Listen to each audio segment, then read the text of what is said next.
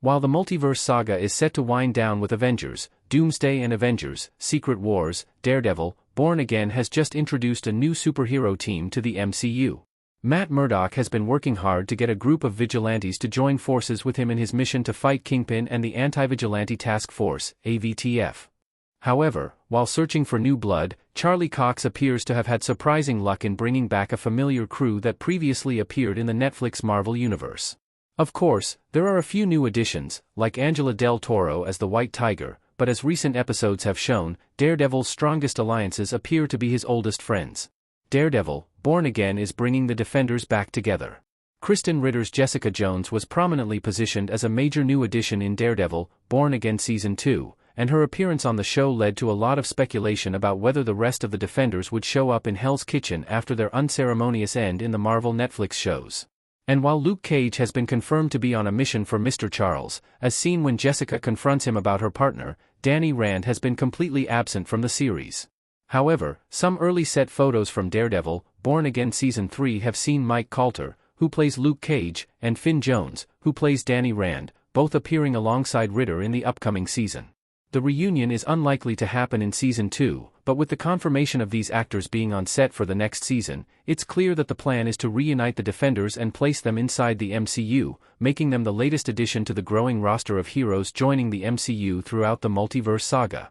Avengers, Doomsday will see several superhero teams collide. Avengers, Doomsday is set to be one of the biggest crossover events in cinematic history, with dozens of characters all confirmed to appear in the film, along with several more that have yet to be announced. And ahead of the film's release, the MCU has introduced several different teams who are all set to collide ahead of the conflict with Doctor Doom. Not only will several members of the original Avengers team return, including Thor and Steve Rogers, but a new Avengers team is also being organized under the leadership of Sam Wilson as Captain America. Then, there is also the new Avengers, which consists of the heroes who appeared in the Thunderbolt star.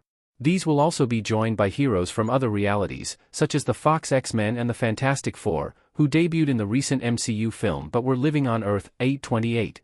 Then there are speculative teams that could appear, such as the Young Avengers and the Guardians of the Galaxy.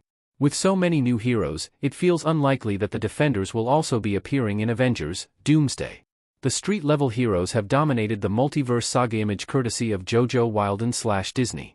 As much as it appears unlikely that the Defenders will have a role to play in Avengers, Doomsday, the multiverse saga has been an incredible era for street-level heroes. Not only did Daredevil debut in the MCU, and Spider-Man is set to shift his focus to take on more of a friendly neighborhood Spider-Man angle, but others like Ms. Marvel and Moon Knight have also joined the MCU with a focus on their solo stories. Avengers, Doomsday was recently confirmed to be a sequel to Avengers, Endgame, which could suggest that very little of the multiverse saga will have an impact on its events, but it also means many of the new arrivals could have space for their stories to develop independently of the wider cinematic universe. Now that the Defenders are officially joining the MCU, it's not clear where their story will take them, and how the events of Avengers, Doomsday could impact them, but there is also time in Season 3, which is due to come out in 2027, which could open the door to these characters moving from Daredevil, Born Again into Avengers, Secret Wars, but that's purely speculative.